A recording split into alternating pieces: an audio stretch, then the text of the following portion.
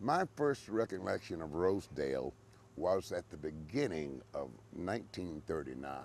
During that period, I was living on 18th Place on just over one block over the Montgomery Highway.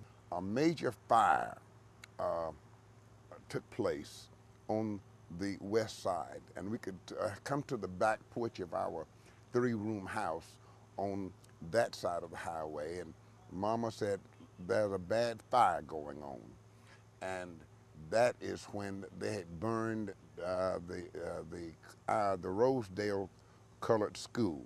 That they didn't feel that the coloreds, which I learned later, needed a school.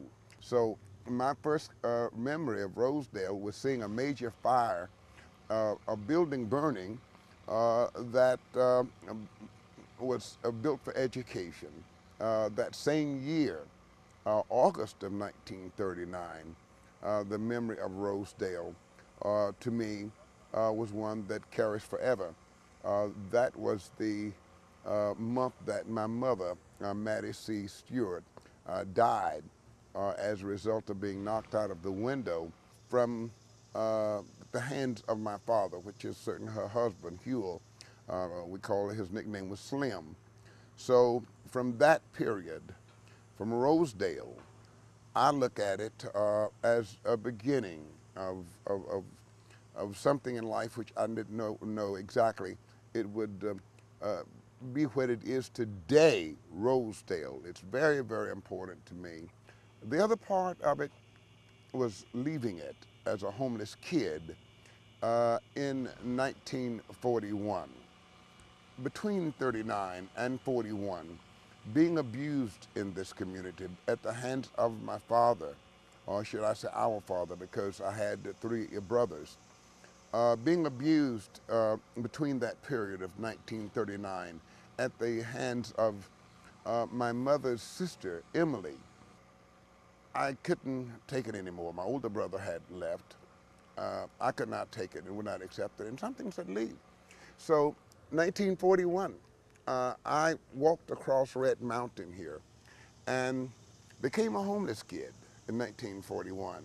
I was 7 years of age at that time. And on my senior year, I returned. Mattie C, in my opinion, drew me back here to this community.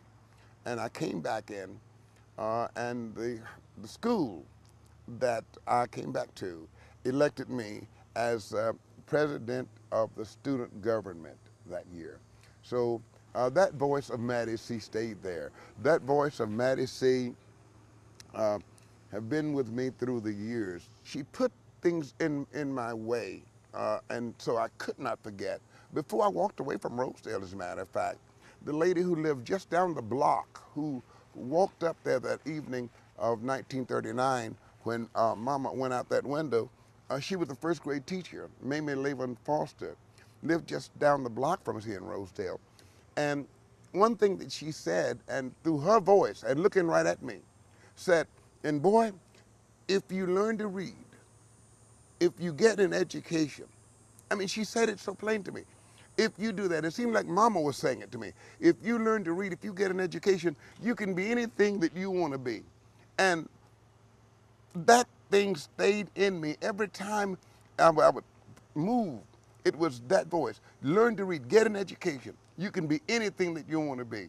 The message of education, the message of knowledge that you can overcome these obstacles, no matter who you are, if you just do the right thing. And knowledge is the way to go. Knowledge, education is the key. So Mattie C. Stewart, yes, today, in my opinion, my mother lives. Yes, Mattie C. Stewart lives. She lives with all of us. The Mattie C. Stewart Foundation was established to create tools to help the many people in this country who are already working, who are trying to reduce crime, who are trying to reduce the dropout rate. There are organizations that are working out there diligently, but they have not had some tools. So the Mattie C. Stewart Foundation are tool makers. One tool, Inside Out documentary. Then there'll be other tools and other tools. When I'm no longer here, Mattie C. Stewart Foundation should be making tools, providing tools to be able to put in these communities, in the toolbox. It's about education. People will perish from the lack of knowledge. So education is the key. If you learn to read, if you get a proper education, you can be anything that you want to be. That is the message then, that's the message now, and that will be the message now, henceforth, and forever. You'll perish from the lack of knowledge. So the Mattie C. Stewart Foundation, yes, certainly is about education.